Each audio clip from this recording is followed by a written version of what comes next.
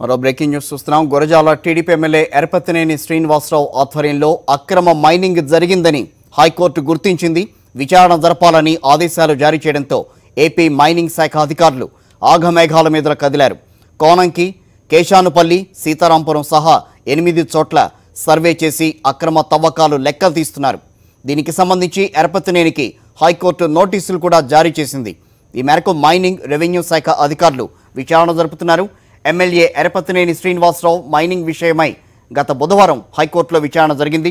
Mining చేస్తూ ప్రభుత్వానికి పన్నులు చెల్లించకపోవడం విషయం సంబంధించి హైకోర్టు తీవ్ర వ్యాఖ్యలు చేసిన సంగతి తెలిసిందే.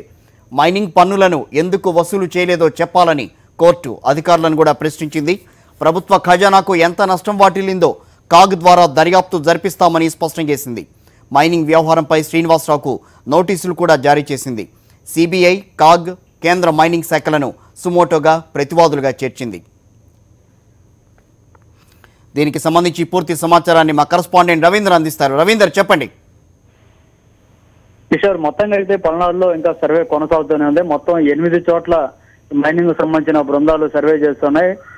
కోనంకి, సీతారాంపురంతో పాటు నడికోడి, అలాగే మిగతా ప్రాంతాలు మొత్తం ఇప్పటికే 8 ప్రాంతాలను ఇప్పుడు మైనింగ్ శాఖ గుర్తించిన నేపథ్యంలో 8 చోట్ల కూడా ప్రస్తుతం సర్వే జరుగుతుంది. బహుశా ఇవాళ రేపు కూడా కొనసాగే అవకాశం ఉంది. కానీ ఆ ప్రాంతానికి మీడియా ప్రతినిధులు ఎవరిని కూడా అధికార యంత్రాంగం దగ్గర రానివ్వట్లేదు. పోలీసులను అడ్డు పెట్టుకొని మరి మీడియాని ఆపే ప్రయత్నం చేస్తున్నారు.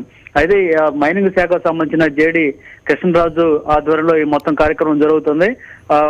ఇప్పటికే అధికార యంత్రాంగం సమీపంలో ఉన్న పోలీసు అధికారులతో పాటు రెవెన్యూ అధికారులు కూడా ఇక్కడ రావడం జరిగింది. మొత్తంగా అయితే 34 లక్షల టన్నుల సున్నప్రాయి తరలిపోయిన నేపథ్యంలో వాటికి సంబంధించి ఏ భూభాగంలో ఏ సర్వే నెంబర్లో ఎంత తరలిపోయిందనే కోణంలో పోలీసులు తో పాటుగా మైనింగ్ అధికారులు ఇక్కడ విచారణ అయితే కొనసాగుతుంది. ఇప్పటికే ఈ వ్యవహారం నేపథ్యంలో మొత్తం టీడీపీలో కూడా ఒక అంతర్మతనం అయితే కొనసాగుతుంది.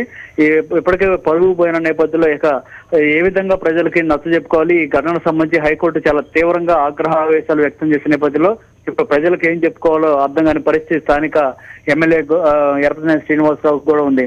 అయితే హైకోర్టు చాలా స్పష్టంగా ఆదేశాలు ఇచ్చింది.